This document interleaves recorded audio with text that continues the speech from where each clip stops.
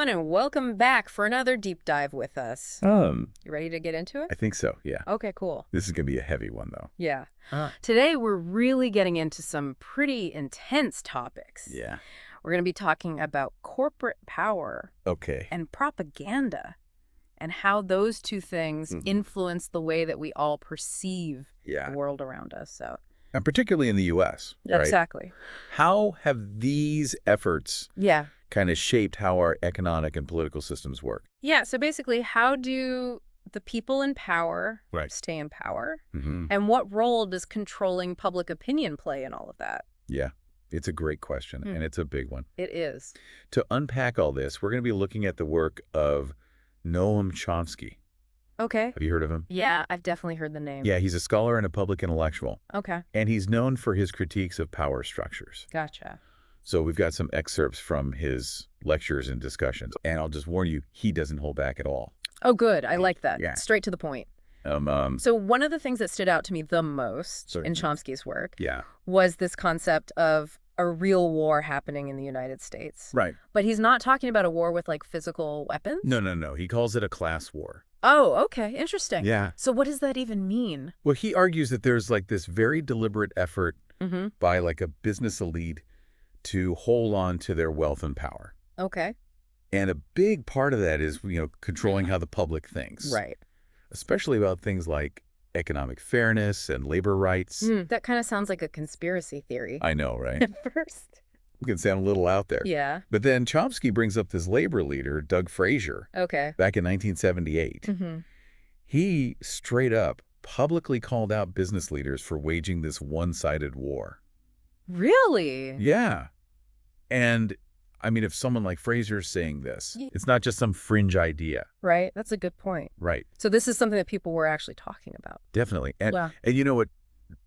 Chomsky connects this idea directly to the rise of the public relations industry. Oh, wow. In the U.S. So he's saying that as using force and violence became less acceptable, the focus shifted to controlling the narrative. Exactly. So it became less about brute force and more about persuasion. Subtle persuasion, yeah. Interesting. And you know who a key figure in this shift was? Oh. Edward Bernays. Edward Bernays. Okay, I'm not familiar with that name. You might not know his name. Okay. But he basically wrote the playbook for modern PR. Oh. Yeah, he argued that you could control people's behavior by tapping into their desires and emotions. And that this was actually important for keeping society running smoothly. Hold on. Wait, so he's saying that manipulating people is like a good thing? Well, before World War II, the word propaganda didn't have the same negative connotations that it has today. Interesting. Yeah, he even wrote a book called Propaganda, where he lays out all his techniques for shaping public perception. Okay.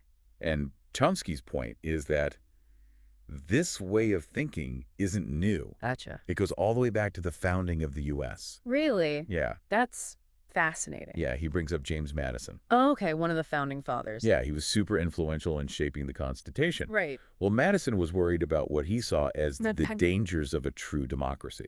Okay, so what did he see as dangerous? He was afraid of the majority. Okay. The working class, gaining too much power and threatening the wealthy minority.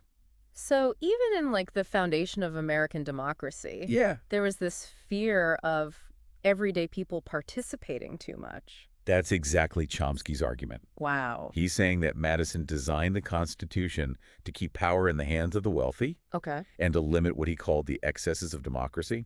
That's a really different way of looking at things. It is, isn't it? Yeah.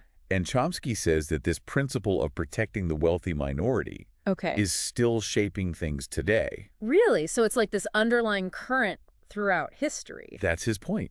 Wow. Then he takes us to the 1920s, which he calls a turning point in this class war. Okay. He says that the U.S. became super undemocratic during this time with this huge attack on labor rights. That's a bold statement. It is. What evidence does he have to back that up? Well, he talks about the widespread use of violence and coercion and repression against labor movements. Okay. But what I find really interesting is this thing he calls the Mohawk Valley Formula. Mohawk Valley Formula. That sounds kind of mysterious. I know, right? Like some secret code. Yeah. But it was basically a guide for breaking up strikes. Oh, wow. And guess who developed it? I'm going to guess public relations experts. You got it. Okay. Yeah, they would flood communities with propaganda, paint labor organizers as like these dangerous outsiders, and play up fears of chaos and disruption. So it was about manipulating how people saw unions and the workers who were trying to organize. Exactly. And here's where it gets really relevant to us today. Okay. Chomsky says that this formula is still being used all the time. Really? Just in maybe slightly more subtle ways. Like how? Well, think about how certain groups are often demonized in the media. Okay, yeah. Or how political campaigns use fear to get people to vote a certain way. Right. It's all about controlling the narrative. Exactly. Like you said, more subtle now, but still happening. It's everywhere. And Chomsky's point is that by understanding this historical context, we can start to see how these tactics are still at play. Yeah. Shaping our perceptions and, influencing how we see the world. Like a wake-up call. It is. It makes you realize that things aren't always what they seem. And this is just the beginning. Chomsky goes on to explore how different institutions contribute to a system of thought control. Like what kind of institutions? Schools, the media, even family life. So it's not just about straight-up propaganda. Right. It's about all these subtle ways our thinking is shaped. Exactly. He says these systems often prioritize following rules over thinking for yourself. That's interesting. Yeah, they reward people who fit into the existing power structures. He specifically calls out the education system. He does, saying it often teaches us to obey rather than to question things. Yeah, I can definitely relate to that. Can you? Yeah, I mean, think about your own experiences in school. Right. Did you ever feel like you had to conform? Totally. Or not ask tough questions? Yeah, it's like you're rewarded for fitting in and not for rocking the boat. Exactly. And it makes you wonder how much of what we believe is actually because of these subtle forms of indoctrination. It's a big question, isn't it? Yeah, it's kind of scary, actually. Yeah. A little bit Orwellian. Yeah. But if these systems are so powerful, is there any hope of breaking free? Chomsky thinks there is. Okay. And he looks to the labor movement as a source of inspiration. Oh, interesting. Yeah. Okay, so how does he tie the labor movement into all of this? Well, he highlights the struggles of workers against these oppressive systems. Yeah. He emphasizes that they often recognize the inherent problems with industrial capitalism. So they weren't just fighting for better wages? No, not just that. Okay. They wanted something much more radical. Like what? They advocated for things like worker ownership and control of industries. So they were challenging the whole system. Exactly. They were fighting for a totally different way of doing things. That's a perspective you don't hear very often. No, you don't. It's interesting, though. It is. It reminds us that there have always been alternative visions. Yeah. Even if they've been suppressed or marginalized. So it's not all doom and gloom? Nope. There's a history of people pushing back against these systems of control. Exactly. And Chomsky says we can learn a lot from these past struggles. Okay. Both from their successes and their failures. It's like studying a map before you go on a journey. Exactly. And understanding that terrain is really crucial. Yeah. Especially when we're talking with the media. Okay, so how does the media fit into all of this? Even seemingly liberal outlets, Chomsky argues, often operate within this system of thought control. Wait, really? Even the liberal ones? Even the ones that seem objective or unbiased. Okay, but how is that possible?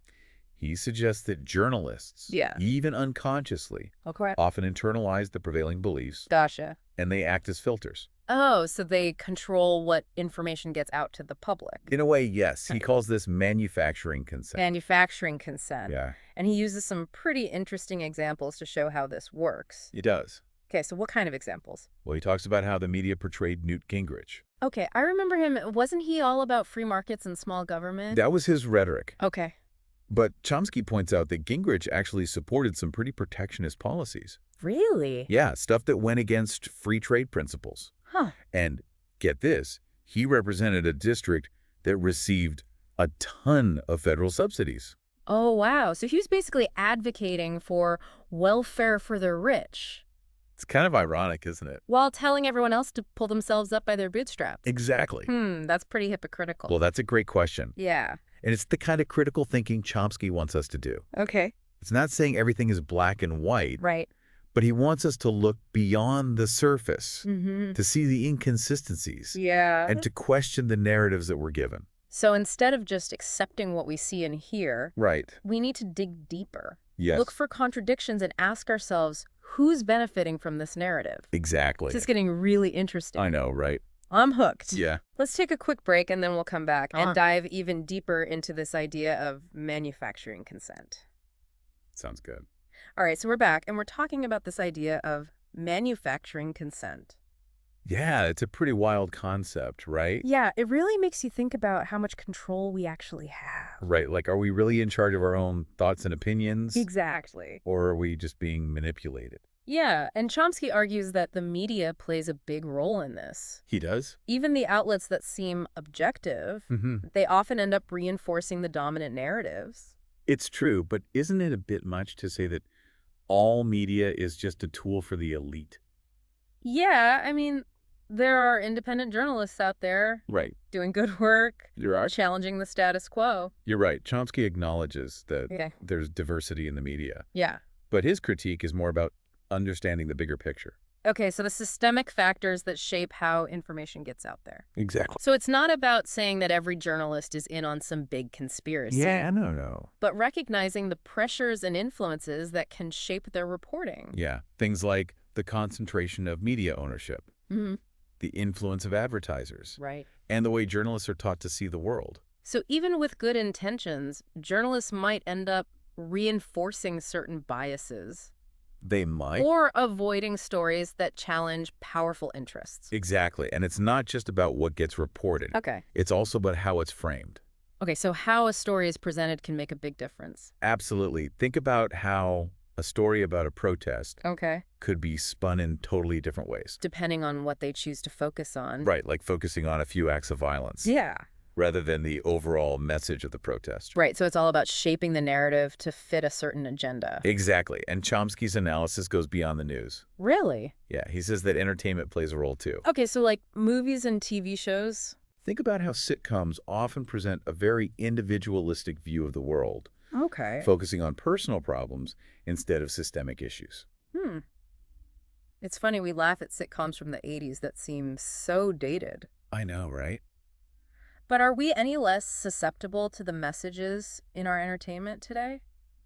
That's a good question. Right. It's something to think about. Yeah. Because those messages, even in seemingly harmless entertainment, can contribute to this manufacturing consent. So if we're constantly bombarded with these messages, both subtle and overt, is there any way to break free? Chomsky thinks there is. Okay. He emphasizes the importance of education. But not just the kind we get in traditional schools, right? Right. It's not just about memorizing facts and figures. Okay. It's about learning to think critically, to analyze information. So questioning authority, challenging assumptions. Exactly. He's calling for a pretty radical shift in how we approach education. It sounds like, but it also sounds really important. It is. Chomsky believes this kind of critical thinking is crucial for having informed and engaged citizens. And it's not just about individual learning either, right? Right. He also talks about collective action.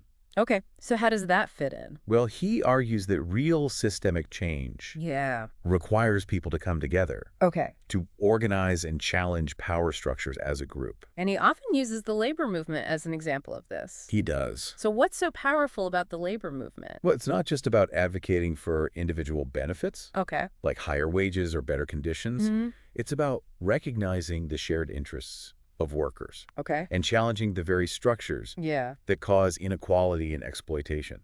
So it's about changing the system itself. Exactly. Not just working within it. And Chomsky says that kind of transformative change requires solidarity, organization, and a willingness to challenge the status quo. It sounds like a pretty daunting task. It can be. Especially when you're up against so much power. It's a challenge, for sure. But Chomsky reminds us that throughout history, movements for social change have always faced resistance. That's true. What matters is persistence, strategy, and learning from both our successes and our failures. So it's a marathon, not a sprint. Exactly. And it's a marathon that requires us to be both critical thinkers and active participants. So we need to be aware of how propaganda and thought control work, how narratives are shaped, and how our own perceptions are influenced. Right. So step one is awareness. Okay. But then what? How do we go from just being critical observers to actually being agents of change? What Chomsky suggests, Starting by figuring out what issues matter most to us. So what are we passionate about? Exactly. The areas where we feel a sense of purpose. And then connect with others who share those concerns. So find our people. Yeah. Build coalitions. Find ways to make our voices heard. So it's about finding our tribe, connecting with like-minded people. Exactly. And it's about recognizing that we all have unique skills and talents that we can bring to the table. So some people are great organizers. Others are writers or speakers. Some are artists or musicians. Exactly. We can all contribute in different ways. So it's about finding our unique voice and using it to make a difference. Exactly. And don't be afraid to step outside of your comfort zone. That's good advice. Challenge yourself. Experiment with different ways of engaging. And even small actions can make a difference. They can. Don't underestimate the power of speaking out. Writing to your elected officials. Organizing a community event. So we all have the power to contribute. We do. Even in small ways. And when we work together, share our knowledge and resources, support each other's efforts, we can create real change. It's a reminder that we're not powerless. We have agency. And we can make a difference. This is really inspiring. It's easy to feel overwhelmed by all the challenges we face. But Chomsky's analysis reminds us that we're not helpless. We have the power to act. We do. We have agency. And we can work together to make things better. That's the key, and it all starts with awareness. So back to the media. Chomsky's critique is pretty harsh. It is. But he also acknowledges the importance of a free press. How do we reconcile those two ideas? That's a tension he grapples with throughout his work. He sees the vital role of a free press in holding power accountable and informing the public. But he also sees how media institutions, even with the best intentions, can end up perpetuating those dominant narratives. So it's not about demonizing the media, but about being critical consumers of information. Understanding the forces that shape how the news is produced. He emphasizes the importance of media literacy, developing the skills to evaluate information sources, recognize biases, and distinguish between fact and opinion. So we need to be savvy media consumers. Not just passively taking in information, but actively engaging with it, questioning its assumptions. And that requires us to be aware of the techniques used to manipulate public opinion. Like what? Things like framing, selective reporting, using emotional appeals. So it's about developing that critical lens that we talked about earlier, applying it to everything. To everything. The news, advertising, entertainment, social media. All of it. All of it. Makes you think about those algorithms that feed us personalized content online. Are they contributing to this manufacturing consent? That's a great question. By creating these echo chambers where we only see information that confirms our existing beliefs. That's a big concern. A lot of people are studying that right now. Because it seems like those algorithms could be reinforcing biases. They could. And limiting our exposure to other perspectives. Exactly. So it's really important to be intentional about what we consume. It is. To actively seek out different viewpoints. Yes. And challenge our own assumptions. Chomsky would definitely agree. He says critical thinking is an ongoing process. It's a lifelong commitment.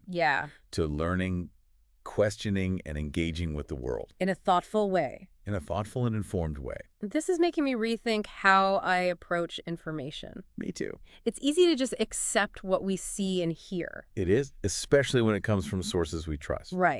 But we need to be more discerning. We do. And Chomsky's work is a good reminder of that. It is. It reminds us that we're not just passive recipients of information. We have the ability to shape our own understanding. We can choose what we believe. To a certain extent, yes. And by doing that, we can become more active and engaged citizens. Contributing to a more just and equitable society. That's the goal. It's a challenging but ultimately hopeful message. It is. But we've talked a lot about the media. Chomsky's critique is pretty sharp. It is. But he also acknowledges the importance of a free and independent press. It's a tricky balance. How do we reconcile those seemingly contradictory ideas? It's a tension that Chomsky grapples with throughout his work. Yeah. He recognizes the vital role that a free press plays in holding power accountable and informing the public. Right, but at the same time, he sees how media institutions, even those with good intentions, can become complicit in perpetuating dominant narratives. So it's not about demonizing individual journalists or specific media outlets, but understanding the bigger forces at play. Exactly. Chomsky points out that journalists often operate within constraints that limit their freedom to report certain stories. Like what kind of constraints? Well, they may face pressure from editors, advertisers, even government officials. So they might be discouraged from reporting on certain topics. Yeah, or from presenting alternative perspectives. And then there's the issue of internalized biases. Right, those unconscious assumptions that can influence how journalists frame stories and choose their sources. This is why media literacy is so important. It is. We need to develop those skills to critically evaluate information sources, recognize biases, distinguish between fact and opinion. So we need to be savvy media consumers. Exactly. Not just passively absorbing information, but actively engaging with it, questioning its underlying assumptions. And we need to be aware of the techniques used to manipulate public opinion. Like we were talking about before. Yeah, things like framing, selective reporting, and emotional appeals. So it's about being critical thinkers. Yes. Not just about the media, but about all information we encounter. All of it. And this is a constant process. It is a lifelong commitment. To learning, questioning, and challenging the status quo. Exactly. This is a lot to think about. It is. But it's also empowering. It is. To realize that we have the capacity to be more informed and engaged citizens. That's what Chomsky wants us to understand. He wants us to take ownership of our understanding of the world and use that understanding to push for positive change. And that brings us back to how we move from being critical observers to being active participants in shaping a more just and equitable society. And Chomsky suggests that we start by identifying the issues that matter most to us. So we're talking about like figuring out what really speaks to us. Whether it's economic inequality or climate change, racial justice, whatever really resonates. Exactly. And then... Okay, so then what? Well, Chomsky's really big on collective action. Okay. He thinks that's when real change happens. When people come together. Yeah, to challenge those power structures. It's like finding your tribe, right? Exactly. Connecting with people who share your concerns. Yeah, so we can amplify each other's voices. Yeah, and it's not just about traditional activism either, right? Like protests and petitions. Yes, exactly. He wants us to think bigger, be more creative. So like how... Well, maybe you're a writer. Okay. You can tell powerful stories. Or a musician. Okay. You can move people with your art. Yeah. Maybe you're a natural organizer. Right. Bring people together. We all have different strengths. We do. Yeah. And we can all contribute. So it's about finding that intersection of our passions and our skills. That's a great way to put it. Yeah. And remember, even small actions can have a ripple effect. Okay. So don't underestimate the power of speaking out, writing a letter to your representative, organizing a community event. It all adds up. It does. It's a good reminder that we're not powerless. We're not. Yeah, we have a voice and we can use it. Absolutely. And as we wrap up this deep dive into Chomsky, I think it's important to circle back to something we talked about earlier. Okay, what's that? Being critical consumers of information. Especially when it comes to the media. Especially with the media, yeah. That whole manufacturing consent thing is still kind of freaking me out. It is unsettling, isn't it? Makes you question everything. It does. But it's not about rejecting everything you see and hear. It's about learning to analyze what you're taking in, recognizing biases, asking yourself, who benefits from this narrative? So we need to be like media detectives. That's a great way to think about it. Right, looking for clues. Yeah. Piecing together the bigger picture. And remember, this applies to everything, not just the news. Okay. Advertising, entertainment, social media. Yeah, all of it. All of it. It's making me think about those algorithms online. Yeah. The ones that personalize our content. Are they part of this manufacturing consent? It's possible. Creating echo chambers where we only see what we already agree with. That's the worry. It seems like they could be reinforcing biases. They could. And limiting our exposure to other perspectives. Exactly. So it's more important than ever to be intentional about what we consume. Okay, so actively seek out different viewpoints. Yes. Challenge our own assumptions. Chomsky would absolutely agree with that. Okay, good. He sees critical thinking as a lifelong process. Right. Always learning, questioning, and engaging with the world. Yeah, being thoughtful. Thoughtful and informed. That's a good goal. It is. This has been a really eye-opening conversation. It has. I've definitely got a lot to think about. Me too, and I hope our listeners do too. So to bring it back to Chomsky's main argument, okay, that class war idea, if we're aware of the tactics being used to control the narrative, to manufacture consent, right, can we actually fight back? Chomsky believes we can. Okay. He points to historical examples like the labor movement to show that collective action can create systemic change. So it's possible. It is. Even against powerful forces. Power concedes nothing without demand. That's a good quote. It is. So we need to organize, mobilize, push for change, and create a world that reflects our values. Exactly. It's a message of hope. Yeah. Amidst all the challenges. Definitely. It's a call to action. To be more conscious, more informed, and more engaged. Exactly. I love that. And I think that's a great place to end. Yeah. We hope this deep dive gave you something to think about. And inspired you to keep exploring these ideas. Remember, the future is something we create together. Thanks for joining us, and keep those critical thinking caps on. We'll see you next time for another deep dive.